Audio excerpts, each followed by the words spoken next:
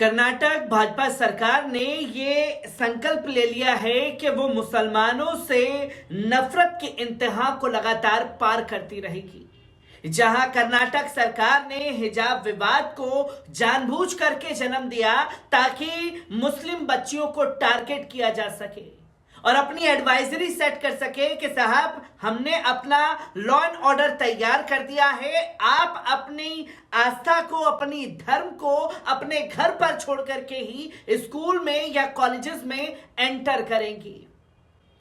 जब बच्चियां कोर्ट का रुख की, तमाम तस्वीरें आपके सामने, और जब यह विवाद लगातार बढ़ता गया तो कर्नाटक वक्फ बोर्ड ने एक फैसला लिया कि मुस्लिम स्कूलों को खोलने की इजाजत दी जाए।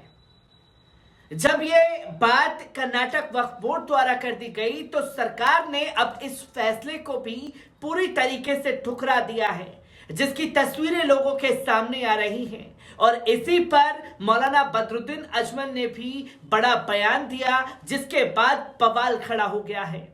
आदाब, नमस्कार, अस्सलाम वालेकुम नाज़रीन, पल पल न्यूज के न्यूज रूम से मैं हूं आपके साथ नदीम अकरम। कर्नाटक में जिस तरह से मुस्लिम स्कूलों को खोलने से सरकार ने इनकार किया है, एक बार इस पूरी रिपोर्ट पर नजर डालते हैं। कर्नाटक में हिजाब विवाद थमने का नाम नहीं ले रहा है। अब हिजाब पहनकर क्लास लगाने की अनुमति वाले अलग से स्कूल खोलने को लेकर नया मामला सामने आ गया है।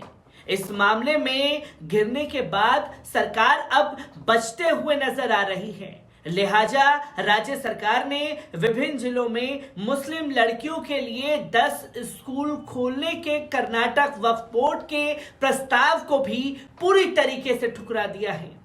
राज्य की वक्फ और धार्मिक मामलों की मंत्री शशिकला जोले ने मामले से ये कहते हुए किनारा कर लिया है कि उन्हें इस प्रस्ताव की कोई जानकारी नहीं है। मुख्यमंत्री बसवराज बोम्मई ने कहा कि सरकार के सामने प्रस्ताव नहीं रखा गया था और वो इस तरह के प्रस्ताव के पक्ष में बिल्कुल नहीं है, जो कि दरअसल कर्नाटक के तटीय जिले उडुपी में हिजाब विवाद के बाद से मुस्लिम लड़कियों के अलग स्कूल खोलने की तैयारियां चल रही थी, जहां स्कूल प्रशासन लड़कियों को हिजाब पहनकर स्कूल आने की एक तो इजाजत नहीं दे रहा, विगत दिनों स्कूल प्रशासन के ड्रेस कोड से संबंधित मामले में सुप्रीम कोर्ट ने दखल देने से भी इनकार कर दिया था, जिसकी तस्वीरें लोगों के सामने आई थी। और इसके बाद कई मुस्लिम संगठनों ने लड़कियों के लिए अलग स्कूल शुरू करने की मांग करना शुरू कर दिया था, जिस पर वक्फ बोर्ड ने तो मामले को गंभीरता से लेते हुए मुस्लिम लड़कियों के लिए अलग से स्कूल बनाने का प्रस्ताव भी पूरी तरीके से तैयार कर लिया था। अब वक्फ बोर्ड के अध्यक्ष मोहम्मद शफी सादी ने मंगलूर, कुडुगु, चिकमंगलूर, विजयपुरा और बेलगावी, उडुपी, शिवमोगा और रायचूर, कोप्पल और कलबुर्गी में स्कूल खोलने की तैयारी कर ली थी।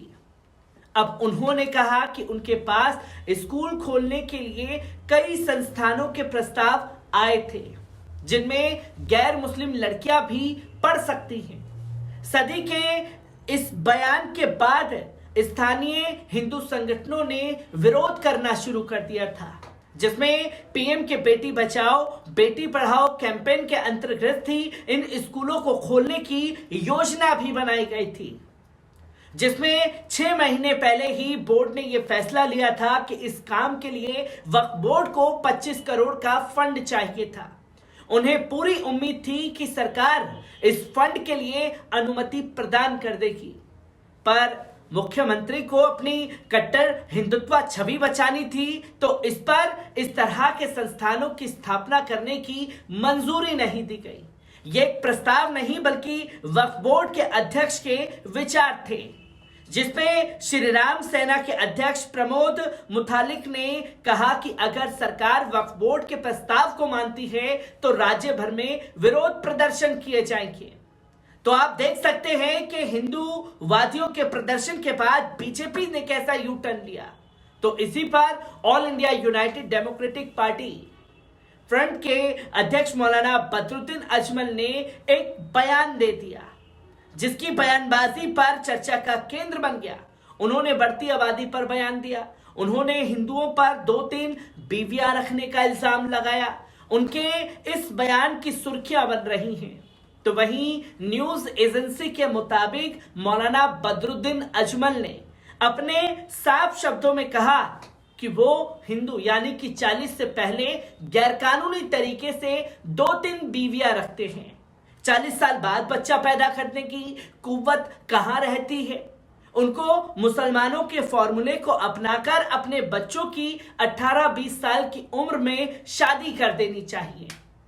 जिस पर अजमल के बयान पर असम की भाजपा विधायक डी कलिता ने कहा कि तुम मुसलमान हो और हम हिंदू हैं, क्या हमें आपसे सीखना है?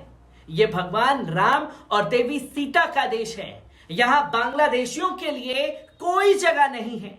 हमें मुसलमानों से कुछ भी सीखने की जरूरत तो कतई नहीं है।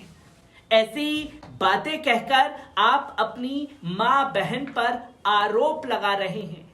मैं इसकी तनकीद करती हूं। बदरुद्दीन अजमल ने भाजपा पर जबानी हमला बोलते हुए कहा कि भाजपा सरकार मुसलमानों को हर जगह अलग थलग करने में लगी हुई है, जिसकी तस्वीरें लोगों के सामने बार बार आती है, जिसमें केंद्र सरकार सिर्फ हिंदुओं को ही मजबूत करने में जुटी है।